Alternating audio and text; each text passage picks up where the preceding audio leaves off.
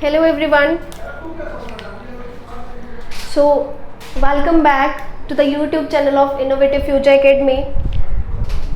और मैं सरोज फिर से एक बार आपके सामने एक नया टॉपिक लेके आई हूँ जो कॉम्पिटिटिव एग्जाम्स में क्वेश्चन यहाँ से बनता है और हम पहचान नहीं पाते हैं। क्यों? क्योंकि हमें नॉलेज ही नहीं होता है कि स्टेट वर्ब्स क्या होती हैं। ठीक है, बहुत सारे कॉम्पिटिटिव एग्जाम मतलब मोस्ट ऑफ द एग्जाम्स में बोल दूँ स्टेट वर्ब से क्वेश्चन बनता है डायरेक्टली या फिर इनडायरेक्टली। तो आज हम यही देखेंगे कि स्टेट वर्ब्स क्या होती हैं, किस तरह से हम अप्रोच करते हैं पेपर में अगर क्वेश्चन आए। ठीक है जी, तो शुरू करते हैं। मैंने एक वर्ड लिखा है ऊपर, स्टेट वर्ब। अब स्टेट वर्ब जानने से पहले मुझे वर्ब का पता होना चाहिए। आई होप सो आप सबको पता होगा, लेकिन फिर भी मैं एक बार बता देती हूँ। जो वर्ब है बच्चे वो क्या बताती है। अब मैं स्टूडेंट्स को पूछूं तो वर्ब क्या बोलते हैं बच्चे? वर्ब क्या होता है? एक्शन, क्रिया, है ना जी। तो वर्ब क्या बताता है? एक तो वर्ब क्या बताता है? एक्शन, और दूसरा क्या बताता है? State of subject. ठीक है जी, एक तो वर्ब एक्शन बताता है, दूसरा स्टेट ऑफ सब्जेक्ट बताता है। एक्शन ये कब बताता है? जब सेंटेंस में एक्शन हो रहा होता है। जैसे मैं पढ़ा रही हूँ, आप लोग पढ़ रहे हो, मैं बोल रही हूँ, है ना, आप लोग देख रहे हो, सुन रहे हो, ये सारे आपके एक्शन वर्ब्स होती हैं।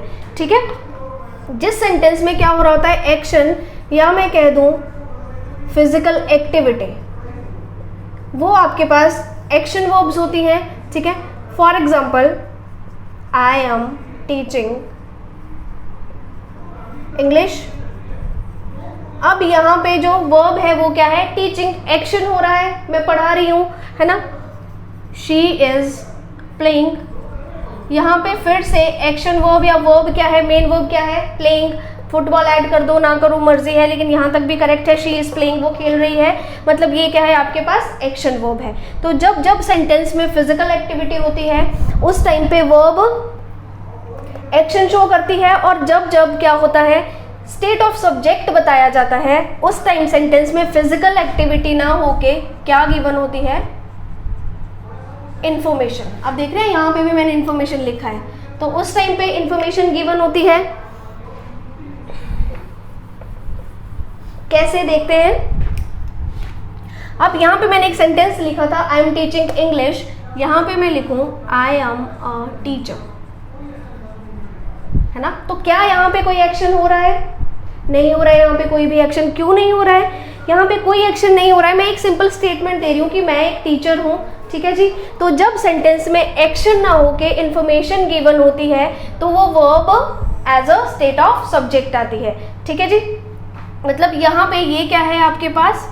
सब्जेक्ट है, और इसकी स्टेट बताई जा रही है। आई क्या है? सब्जेक्ट है। मैं कौन हूँ? टीचर। टीचर कौन है? मैं हूँ। ठीक है, और ये जो टीचर है यहाँ पे ये है सब्जेक्ट कॉम्प्लीमेंट।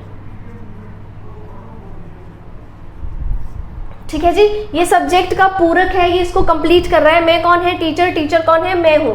ठीक है, तो जब जब सेंटेंस में एक्शन वर्ब ना आके ये जो एम है बच्चे ये है बी की फॉर्म। ठीक है, बी की फॉर्म्स बताऊंगी मैं किसी दिन आने वाले वीडियोस में कि बी की फॉर्म्स क्या होती हैं, किस तरह से एक्ट करती हैं। ठीक है, जब सेंटेंस में एक्शन वर्ड ना हो तो जो बी की फॉर्म्स हैं वो सेंटेंस में किसका काम करती हैं? वर्ब का काम करती हैं। जैसे आप सब लोग जानते हैं कि अब यहाँ पे मेन वर्ब तो है ही नहीं, है ना। और मैंने क्या बोला था कि सेंटेंस में सब्जेक्ट और वर्ब होना बहुत ज़रूरी है। तो यहाँ पे यही हेल्पिंग वर्ब नहीं है। अब ये यहाँ पे वैसे ये is, am, are, was, were, has, have, ये सारी बी की फॉर्म्स होती हैं और सेंटेंस में हेल्पिंग वर्ब का काम करती हैं, वर्ब को हेल्प करने का काम करती हैं। जब यहाँ पे मेन वर्ब ही नहीं है, एक्शन वर्ब नहीं है, तो यही जो हेल्पिंग वर्ब है वो किसकी तरह काम करती है? फिर मेन वर्ब की तरह। ठीक है, यही हेल्पिंग वर्ब मेन वर्ब की तरह काम करती है। तो ये तो था इसका फर्स्ट पॉइंट। दूसरा इसी में आ जाता है आपका स्टेट वर्ब्स। ये तो था स्टेट ऑफ सब्जेक्ट। ठीक है, मैंने आपको क्या बोला था कि एक्शन, और दूसरा क्या बताता है? स्टेट ऑफ सब्जेक्ट या स्टेट ऑफ बीइंग मैं कह दूं। तो दूसरा पॉइंट, अब इसमें क्या गिवन होती है बच्चे? इंफॉर्मेशन। ये चीज भी मैंने लिखी थी यहाँ पे। दूसरा पॉइंट अब हम देखते हैं स्टेट वर्ब्स का। ठीक है, स्टेट वर्ब्स क्या होती हैं सेंटेंस में, किस तरह से यूज होता है। यहाँ पे आपकी एक्शन वर्ब थी, फिजिकल एक्टिविटी हो रही थी, ठीक है। तो जो फिजिकल एक्टिविटी वाली जो वर्ब होती है उसको हम आईएनजी वाली फॉर्म में लिख सकते हैं, जैसे शी इज प्लेइंग, है ना। यहाँ पे जो प्ले है वो मेन वर्ब है, एक्शन वर्ब है, और आईएनजी वाली फॉर्मेट में लिख सकते हैं। स्टेट वर्ब में मुझे क्या याद रखना होता है, स्टेट वर्ब कभी भी आपकी helping verb plus V1 plus ING वाली फॉर्म में नहीं आती है। हेल्पिंग वर्ब के बाद V1 प्लस आईएनजी वाली फॉर्मेट क्या होती है, मेन वर्ब होती है ना, मेन वर्ब होती है। तो ये सारी स्टेट वर्ब्स जितनी भी मैंने आपको लिखी है, ये कभी भी सेंटेंस में अगर मेन वर्ब का जगह पे आती है तो कभी भी ये वाला फॉर्मेट नहीं लेंगी ये वाली वर्ब्स, ठीक है। वर्ब की बेसिकली बच्चा कितनी फॉर्म्स होती हैं, V1, V2, V3, V4 और V5, ठीक है। जैसे मैं एग्जांपल लिख दूं यहाँ पे, प्ले सेकंड फॉर्म में हो जाता है प्लेड, थर्ड फॉर्म में हो जाता है प्लेड, फोर्थ फॉर्म में हो जाएगा इसका प्लेइंग, और फिफ्थ फॉर्म इसकी सिंगुलर होती है, यहाँ पे हो जाएगा प्लेस, ठीक है जी। तो मैंने आपको देखो V4 वाली जो फॉर्म है, V4 को हम ऐसे भी लिख सकते हैं V1 प्लस आईएनजी, समझ में आ रहा है। V4 को हम V1 प्लस आईएनजी वाली फॉर्म भी कहते हैं। तो मैंने आपको यही बोला कि हेल्पिंग वर्ब के बाद मेन वर्ब भी आती है ऑब्वियसली, ठीक है। V1 प्लस आईएनजी वाले फॉर्मेट में इन सारे स्टेट वर्ब्स को आप कभी भी यूज नहीं कर सकते हैं। जो जो वर्ड्स मैंने यहाँ पे लिखे हैं, agree, appear, believe, belong, concern, consist, contain, depend, hate, love, know, remember, understand, wish, want, desire, like और ओन, ठीक है। ये सारे के सारे स्टेट वर्ब्स हैं, ये कभी भी सेंटेंस में आईएनजी फॉर्मेट में नहीं आएंगे, ठीक है। अब आप सोच रहे होंगे अपीयरिंग तो हमने पढ़ा है, बिलोंगिंग पढ़ा है, बिलीविंग पढ़ा है ना, नोइंग, रिमेंबरिंग, अंडरस्टैंडिंग भी पढ़ा है, ठीक है जी। लेकिन मैंने आपको क्या बोला, आप क्या याद रखोगे, जब जब ये सेंटेंस में स्टेट वर्ब्स किसका काम करेंगी, मेन वर्ब का काम करेंगी, ठीक है, मेन वर्ब का काम करेंगी, तो कभी भी ये helping verb plus V1 plus ING वाले फॉर्मेट में नहीं आएंगे। आपको समझ में आ रही है मेरी बात, ठीक है। आप इनको कभी आईएनजी वाले फॉर्मेट में नहीं लिखेंगे। मैंने यहाँ पे एग्जाम्पल लिखे हैं, देखो एग्जाम्पल देखते हैं।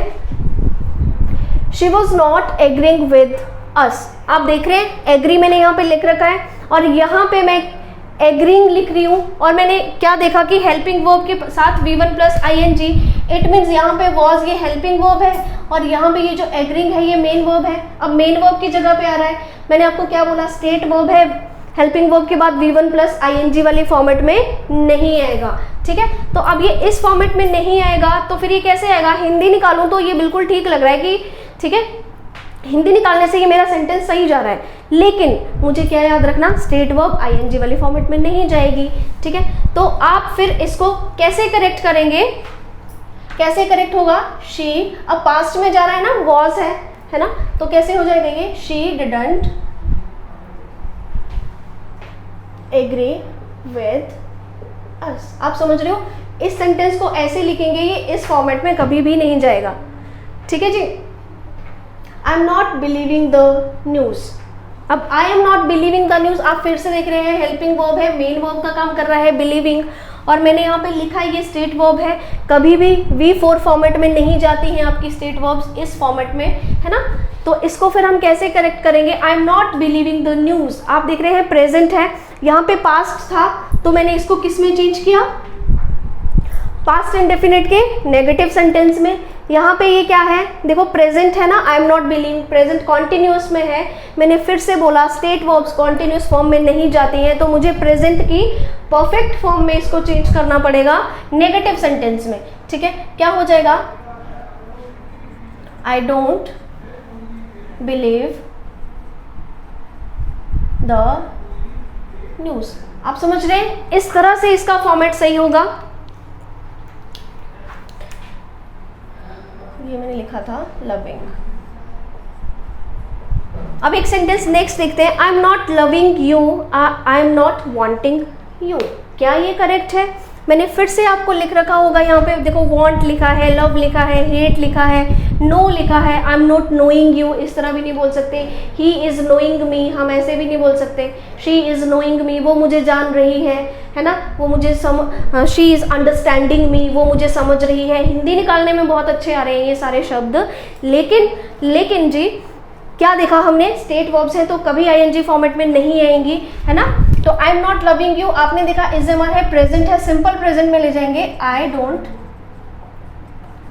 लव या वॉन्ट यू। आप समझ रहे हैं मैं क्या बोलना चाह रही हूँ, है ना? ठीक है। I have been knowing Julie for 10 years, आपने फिर से देखा, फिर से क्या आ गया, नो, ING के साथ I have been knowing Julie for 10 years. अब यहाँ पे एक और चीज आई है, सिंस और फॉर। अभी तक तो हम इन स्टेट वर्ब्स को, आप याद रख लेना, ये जो स्टेट वर्ब है V4 फॉर्मेट में नहीं जाती हैं, बाकी सारे फॉर्मेट में जाएंगे। ये देखो V2 में, यहाँ पे V2 में भी ले जा सकते हैं इनको, V1 में भी ले जा सकते हैं, ठीक है, सिंगुलर में भी ले जा सकते हैं जब सब्जेक्ट सिंगुलर है। लेकिन जब फॉर और सिंस आ गया तो कौन से टेंसेस में आता है ये, present perfect continuous, past perfect continuous, future perfect continuous, है ना। सिंस फॉर का जब भी हम यूज करते हैं, तो जब भी आपके पास स्टेट वर्ब दिख रही है ING के साथ, साथ में आपको टाइम गिवन है, ठीक है, तो आप उसको किस में चेंज कर दोगे, प्रेजेंट परफेक्ट में, ठीक है।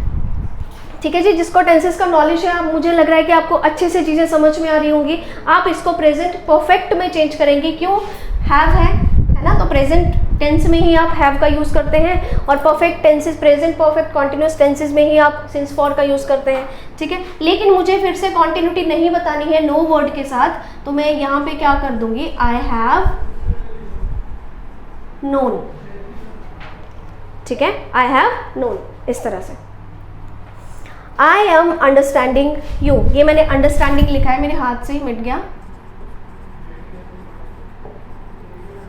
आई एम अंडरस्टैंडिंग यू, मैं तुम्हें समझ रही हूँ। हिंदी देखो कितनी अच्छी निकल के आ रही है ना, मजा आ गया सुनने में।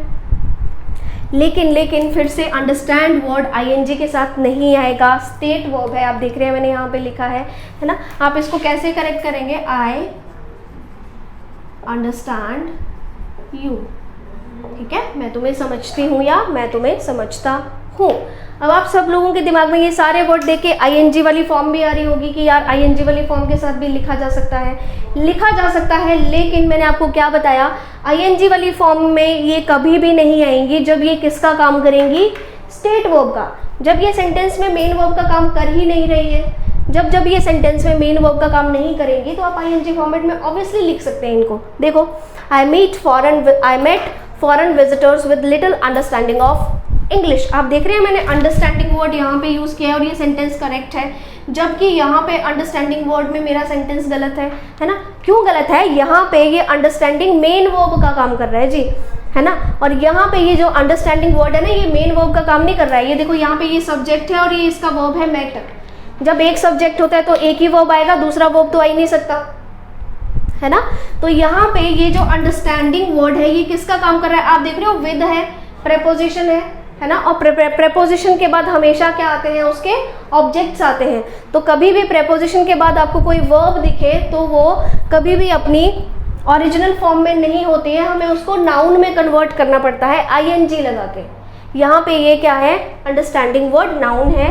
नाउन कैसे है, ये किसका रोल प्ले कर रहा है, यहाँ पे जेरेंड का, ठीक है। जेरेंड भी एक वर्ब का ही पार्ट होता है जो नाउन का रोल प्ले करता है ना। जैसे टेल वर्ड है, किसी प्रेपोजिशन के बाद मैं ING लगा दूंगी तो ये किस में चेंज हो जाएगा, जेरेंड में चेंज हो जाएगा, ठीक है, समझ में आ रही है। तो ये यहाँ पे जेरेंड का काम कर रहा है, ना कि मेन वर्ब का। मेन वर्ब ये है, दैट्स वाई यहाँ पे ये करेक्ट है।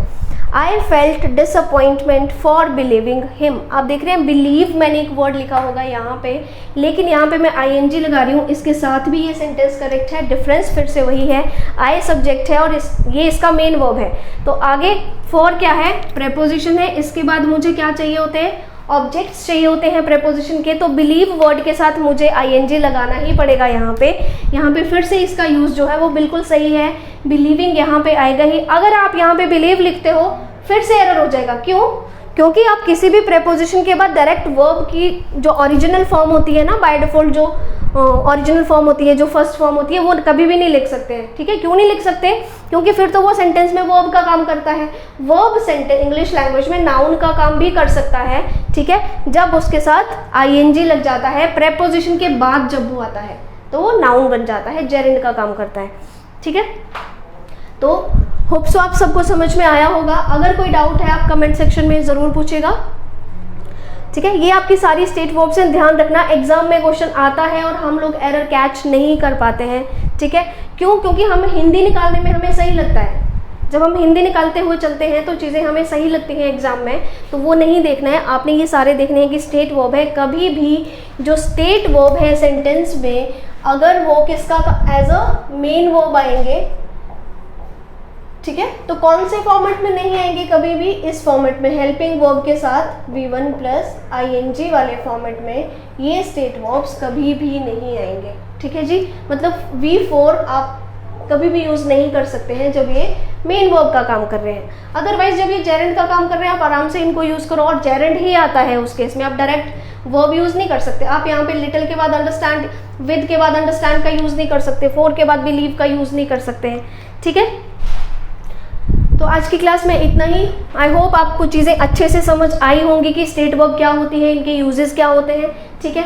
नेक्स्ट लेक्चर में मिलते हैं एक नए वीडियो के साथ, नई चीज़ें सीखेंगे। आप ऐसे ही बने रहिए मेरे साथ, मेरी सारी वीडियोस में आपको कुछ ना कुछ नया सीखने को या देखने को मिलेगा। तो अगले वीडियो के लिए ऑल द बेस्ट, ठीक है। Have a nice time.